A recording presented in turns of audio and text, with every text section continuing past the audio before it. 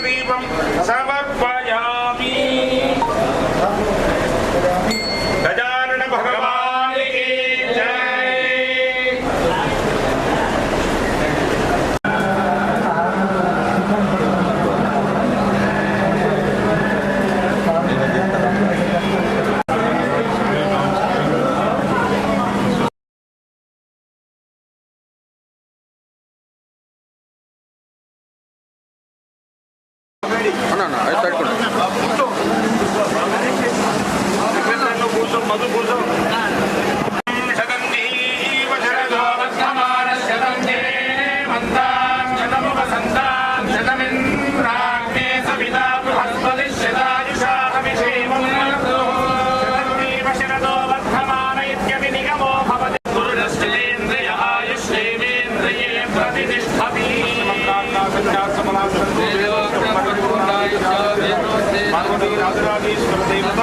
यजमानस्य मनोवांछा कार्यफल सिद्धिरस्तु।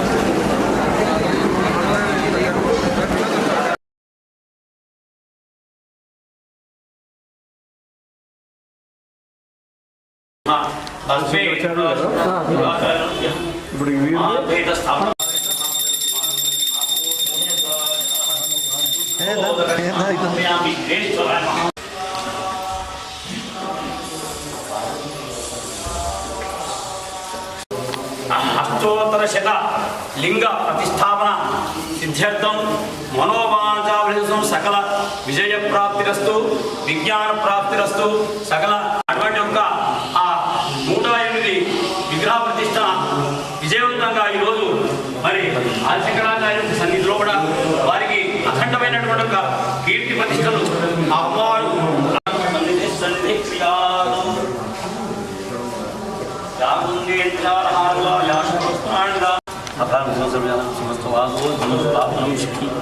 अखंड ऐश्वर्य सिद्धिरस्तु मनोवांछा फल सिद्धिरस्तु।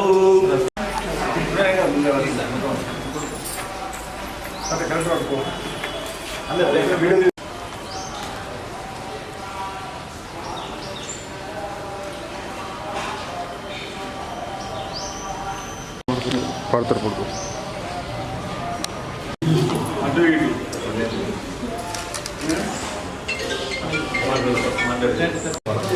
ఎనిమిది రూపాయలు అంటే 108 540 రూపాయలు అంకే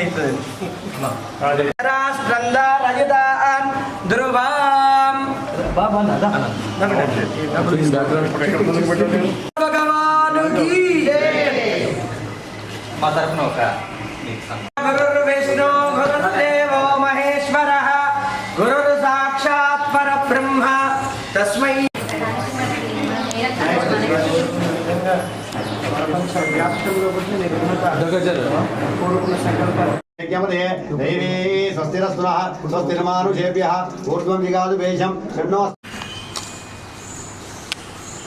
శ్రీ విశ్వ గురుసేవ ట్రస్ట్ ఆధ్వర్యంలో దక్షిణ కాశీగా పేరుగాంచినటువంటి శ్రీ రాజరాజేశ్వరం ఆలయ పరిసర ప్రాంతాల్లో సుమారు 30 ఎకరాల వరకు స్థలాన్ని సేకరించి ఆది శంకరాచార్యుల వారి 108 అడుగుల విగ్రహాన్ని ప్రతిష్టాపన